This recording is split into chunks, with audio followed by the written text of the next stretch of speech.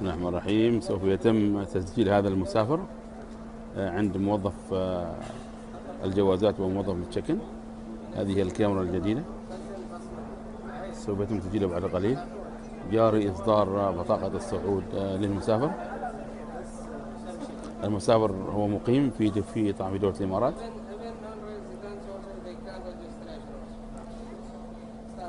سوف يتم تسجيله الآن على المسافر. هو طبعا نظر خلص تسجيل، التسجيل لم يستغرق أكثر من 5 ثواني أو أقل.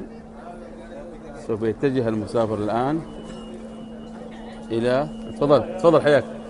سوف يتجه المسافر الآن إلى كاونتر الجوازات. لن يمر على كاونترات الجوازات أبدا. تم تسجيله في 6 ثواني.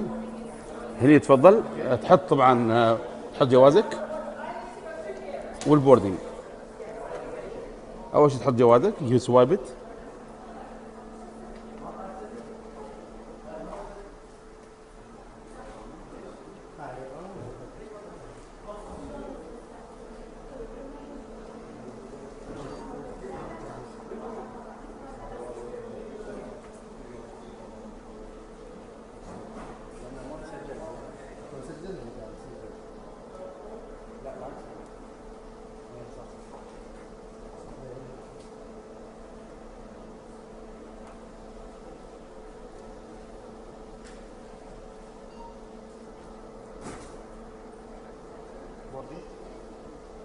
الحين بيحط طبعا البوردنج. فتحت البوابة. الحين المسافر سوف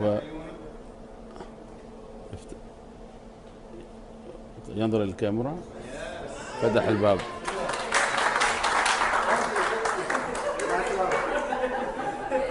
هذه لم تستغرق أكثر من طبعا هذا طبعا المسافر كان يعني ما عنده علم باستعمال طبعا الأجهزة، ولهذا السبب استغرق أكثر من 30 ثانية، ولكن العالة لا يستغرق أكثر من 5 ثواني. 5 ثواني تسجيل و5 ثواني عند استعمال طبعا الاي جيت. هذا الاي جيت هي الاي جيت القديم، سوف يتم استبدالها باي جيت اسرع منها، وعليه سوف يكون البروسيس كامل لا يستغرق اكثر من 15 ثانيه او 20 ثانيه على اسوأ تقدير. هذا العلم، والسلام عليكم ورحمه الله وبركاته.